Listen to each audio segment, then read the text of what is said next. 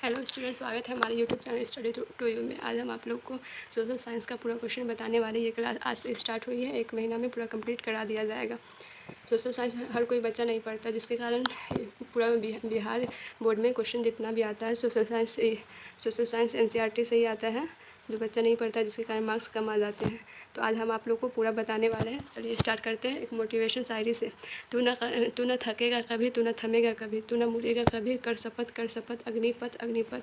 चलिए question start करते हैं। बहुत वीवीआई क्वेश्चन सब हैं, बहुत महत्वपूर्ण है, आप लोग अच्छे से देखिएगा। पहला क्वेश्चन है, नेपोलियन ने इटली पर आक्रमण कब किया? आंसर इसका होगा 1795 में। आंसर इसका है 1795 में। 1795 यानी डी ऑप्शन। चलिए दूसरा क्वेश्चन है, 19वीं सदी में ऐसी कौन सी ताकत उभरी जिसने यूरोप की राजनैतिक और भौतिक दुनिया में भारी परिवर्तन किए? तो कौन सा है? पहला ऑप्शन होगा राष्ट्र राज्य का उदय। तीसरा क्वेश्चन है, निम्न में से कौन सा लक्षण नेपोलियन की संहिता का लक्षण नहीं था? इसका आंसर है कौन सा नहीं था? 3 नंबर होगा। कौन सा नहीं था? सबके लिए वयस्क मताधिकार नहीं था। ठीक है। चौथा नंबर क्वेश्चन, वियना कांग्रेस किस वर्ष में आयोजित की गई? वियना कांग्रेस जो है किस वर्ष में आयोजित की गई? इसका आंसर होगा 1815 में। वियना कांग्रेस जो था 1815 में आयोजित की गई। ये बहुत वीवीआई क्वेश्चन है, अच्छे से इसको देख लीजिए आप लोग। फिर 5वां नंबर क्वेश्चन है, निम्न में से कौन सा 1815 की वियना संधि में संबंधित है? तो कौन है? Duke Metternich. ड्यूक मैटरनिक जो था 1815 का जो क्रांति हुआ था, संधि हुआ था, उसमें संबंधित था। ये भी बहुत वीवीआई क्वेश्चन है, अच्छे से आप लोग देख लें। 1815। 5वां नंबर क्वेश्चन है, निम्न में से कौन 1815 की वियना संधि से संबंधित है? तो कौन है? Duke Metternich. वही क्वेश्चन सेम है, वहाँ पूछ रहा है कि ड्यूक मैटरनिक का जो ये है, ऊपर में क्वेश्चन है, वियना कांग्रेस किस वर्ष आयोजित हुआ? 1815 में। निम्न कौन सा 1815 की वियना संधि से संबंधित है? तो कौन सा है? ड्यूक मैटरनिक जो थे वो 1815 में जो वियना संधि से संबंधित है। चलिए 6वां नंबर क्वेश्चन, नेपोलियन युद्धों के दौरान हुए बदलावों को खत्म करना किस संधि का उद्देश्य था? ये किस संधि का उद्देश्य था? वियना संधि जो है उसी का उद्देश्य था। चलिए ये भी बहुत वीवीआई क्वेश्चन है, सब क्वेश्चन बहुत इंपॉर्टेंट है, बिहार बोर्ड में यही सब क्वेश्चन आते हैं, इसलिए ये सब बहुत इंपॉर्टेंट, आप लोग अच्छे से सब कुछ देख लीजिएगा, रिवाइज कर लीजिएगा। फिर है, किसने कहा था कि जब फ्रांस से छींकता है तो बाकी यूरोप को सर्दी जुकाम हो जाता है? ये जो लाइन है, ये किसने कहा था? कौन कहा था? मैटरनिक ने कहा था। तो मैटरनिक, ऑप्शन नंबर डी 4। ठीक है। किस संधि ने यूनान को एक स्वतंत्र देश के रूप में मान्यता दी? किस संधि ने यूनान को जो एक स्वतंत्र रूप के देश में मान्यता दी? तो कौन था? कॉन्स्टेंटिनोपाल संधि जो था, कॉन्स्टेंटिनोपाल संधि। आंसर कॉन्स्टेंटिन मतलब बी, ऑप्शन बी सही होगा। चलिए और है क्वेश्चन 9 क्वेश्चन है, आयरलैंड में प्रोटेस्टेंट की विरुद्ध आंदोलन का नेतृत्व किसने किया था? तो वोल्ट फोटोन ने जो थे, वोल्ट फोटोन उसने किया था आयरलैंड में प्रोटेस्टेंट के विरुद्ध आंदोलन। ठीक है। आँखों पर, फिर 10वां नंबर क्वेश्चन है, आँखों पर पट्टी बांधे हुई और तराजू लिए हुई महिला किस बात का प्रतीक है? तो ये किस बात का प्रतीक है? न्याय का प्रतीक है। अक्सर देखते होंगे कोर्ट वगैरह में, फिल्म वगैरह में दिखाता है, कोर्ट में न्याय का एक औरत रहती है, वो हाथ में तराजू ली रहती है, तो इससे समझ करिए आंसर बोल सकते हैं। ठीक है। फिर अगला नंबर क्वेश्चन है, फ्रांसीसी क्रांतियों ने फ्रांसीसी लोगों की सहमुख पहचान की भावना किस प्रकार पैदा की? तो वो किस प्रकार पैदा किए थे? ये सब आपका हो गया 3 से 5 अंक वाले क्वेश्चन है। इसमें कुछ लिखना पड़ेगा, कुछ लाइन लिखना पड़ेगा 3 से 5 लाइन में, तब आपका आंसर होगा। तो बोला, फ्रांसीसी क्रांतियों ने फ्रांसीसी लोगों के सामूहिक पहचान की भावना किस प्रकार पैदा की? तो नए राष्ट्रीय चिन्ह, पहला लिखिएगा पॉइंट दे देकर, फिर दूसरा पॉइंट लिखिएगा केंद्रीकृत प्रशासनिक व्यवस्था, तीसरा हो जाएगा राष्ट्रीय भाषा,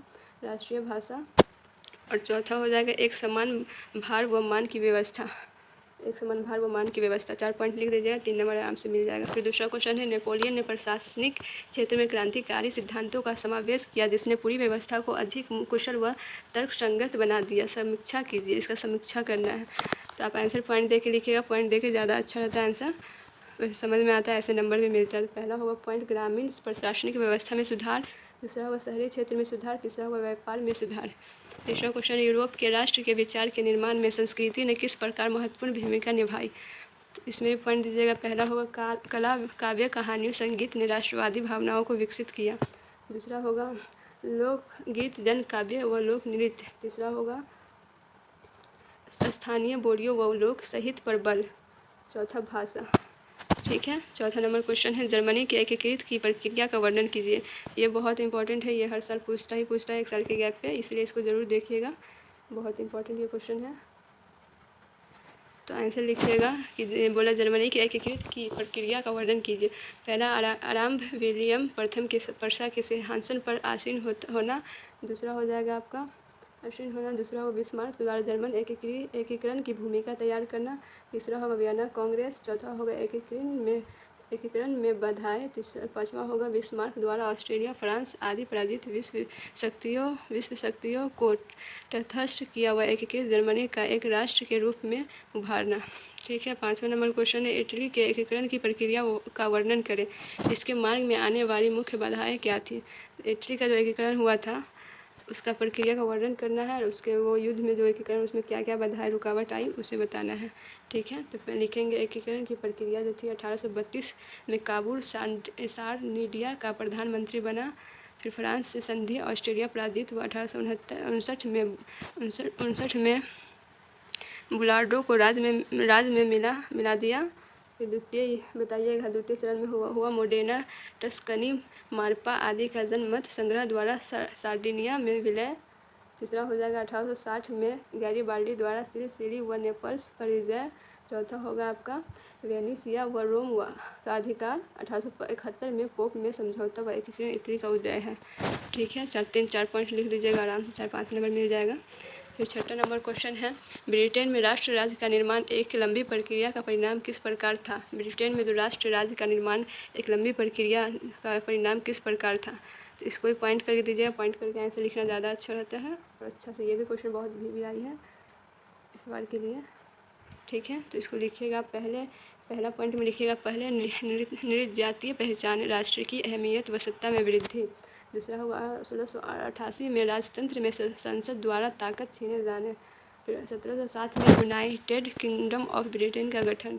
फिर चौथा पॉइंट लिखेगा स्कॉटलैंड पर प्रभुत्व। आयरलैंड को 1801 में बलपूर्वक यूनाइटेड किंगडम में शामिल किया गया था। छठा लिखेगा नए ब्रिटिश राज का निर्माण, आंग्लन संस्कृति का दबदबा। फिर हो जाएगा आपका 7वां पॉइंट राष्ट्रक प्रतीक, झंडा व राष्ट्रगान को बढ़ावा, पुराने राष्ट्र व सहयोगी रूप में। ठीक है, फिर 7वां नंबर क्वेश्चन है यूरोप में राष्ट्रवाद के उत्थान के लिए कौन से कारण उत्तरदायी थे। यूरोप में जो राष्ट्रवाद के उत्थान जो उभरा था उसके लिए कौन से कारण उत्तरदायी थे। तो यूरोप में पर प्रभाव, आंसर लिखिएगा राष्ट्र राज्यों का उदय। दूसरा होगा लोकतंत्रीय सिद्धांत को बढ़ावा। तीसरा होगा सामाजिक राजनैतिक आर्थिक समानता पर बल। चौथा है अन्य राष्ट्रों में मानवीय अधिकारों की मांग। पांचवा है निरंकुश राजतंत्रों में क्रांतिकारी प्रक्रिया। ठीक है, सब पॉइंट है, अच्छे से देख लीजिएगा, लिख लीजिएगा। ठीक है, फिर 8वां नंबर क्वेश्चन है फ्रांसीसी क्रांति का न केवल फ्रांस पर अपितु पूरे विश्व पर गहरा प्रभाव पड़ा। समीक्षा कीजिए, ये क्वेश्चन है। फ्रांसीसी क्रांति का न केवल फ्रांस पर अपितु पूरे विश्व पर इसका गहरा प्रभाव पड़ा। इसका आंसर देना है। ठीक है, तो इसका आंसर आप दीजिएगा। फ्रांस पर प्रभाव क्या क्या हुआ। पहला लोकतांत्रिक शासन की स्थापना। दूसरा है लोक कल्याणकारी कार्य। तीसरा है समानता, स्वतंत्रता, भ्रातृत्व से भरे। चौथा नए समाज की नींव।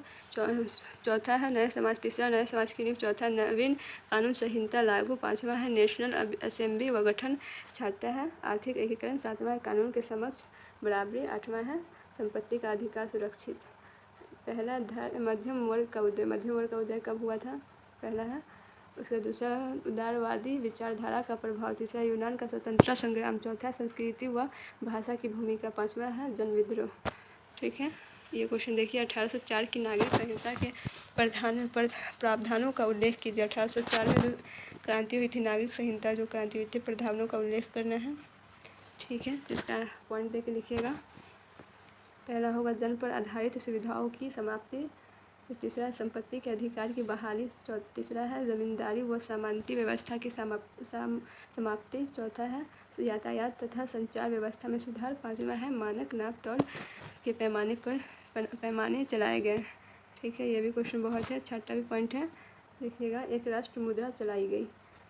ठीक, 10 नंबर क्वेश्चन है यूरोप में यूरोप के कुलीन वर्ग की विशेषताएँ कीजिए, लिखिए। मतलब यूरोप के कुलीन वर्ग की विशेषताएँ लिखिए, ठीक है। तो लिखिएगा जीवन जीने की समान शैली, पहला होगा भूव्यवस्थित स्वभावित, दूसरा होगा कूटनीतिक भाषा, तीसरा है आपस में वैवाहिक संबंध, चौथा है उच्च वर्गों के बीच फ्रेंच भाषा का प्रयोग।